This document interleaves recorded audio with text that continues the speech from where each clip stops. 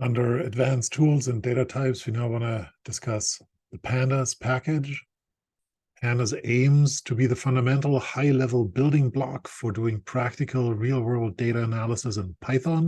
Additionally, it has the broader goal of becoming the most powerful and flexible open source data analysis manipulation tool available in any language. Let's see what tools are available right now. In terms of data structures, Pandas provides series, which is a one-dimensional labeled array holding any data type. The other one is data frame, which is a two-dimensional labeled data structure with columns of potentially different types. So think spreadsheets. This is the most commonly used Pandas data type. Let's look at an example to understand this perhaps a little bit better.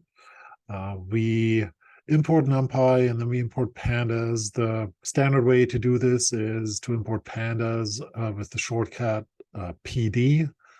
So they can create a Pandas series that we call S that contains the values 23, 3, 2.3, 1, with the indices A, B, C, D, and E.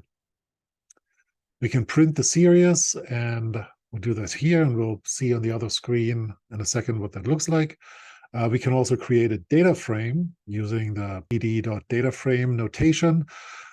Here we are creating a random. We use NumPy's random number generator with 6 rows and 4 columns, and the column names or headers should be A, B, C, D. Not very creative, but it is what it is. So if we have here the series, if we print this, we see that our indices are A, B, C, D, and E, and A contains the value 23 and so forth. The data type of the series is float, even though there are a few integers that we threw in there. All of this is converted to float. The data frame, if we print this, and you'll see here that we are using the standard Python print function. Internally, Pandas provides a little more spiffed up version of the printing that allows better investigation of the contents of the data type. Now here we print data frame. We can see that the column headers are A, B, C, and D, which is what we set over here. And then we have 6 rows that are indexed starting at 0, 1, 2, 3, 4, and then there's just a bunch of random numbers in here that the random number generator gave us. Slightly different example to show some of the capabilities. Here we say that we want 10 data points, and instead of using the index A, B, C, D, E like we have here, we want to use dates. So we want to create a series or a data frame in this case that has indices or an index that starts at September 24th, 2020. This is an older example when this was first developed. We want num data many periods in that date range, so 10. So this will be 10 days saved to our index. And now we make a random data frame that has 3 columns labeled north, east, and vertical. Perhaps that is representative of some motion in the north-south direction, and the second column is in the east-west direction, and the third column is in the vertical direction.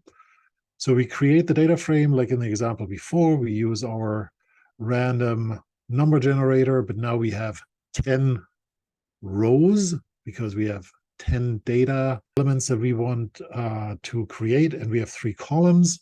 The index is the one that we created with the date range function of Pandas, and the columns are going to be labeled north, east, and vertical.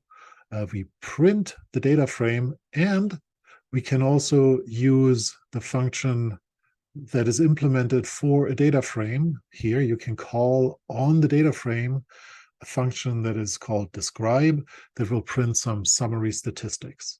So first, here we have our index. Remember, if we go back, our index here was 0 through 6, or in the series it was A, B, C, D, E. Now here our index is September 24th, 2020, all the way through October 3rd, 2020. And then we have 3 columns, north, east, and vertical, and some random data that have been generated. Below this, we have the summary statistics that are being given. In the northeast and vertical component, we find that we have for each of them 10 elements. The mean is this value, the standard deviation is given, the minimum, the maximum, and certain percentiles. Obviously, those numbers are pretty meaningless given that all of this is randomly generated. Now, again, it's time for you to play with Pandas. It also provides a number of tutorials that you can work through that show you, for instance, here how we can access certain elements. The lab and the homework will also provide you a little practice with this package.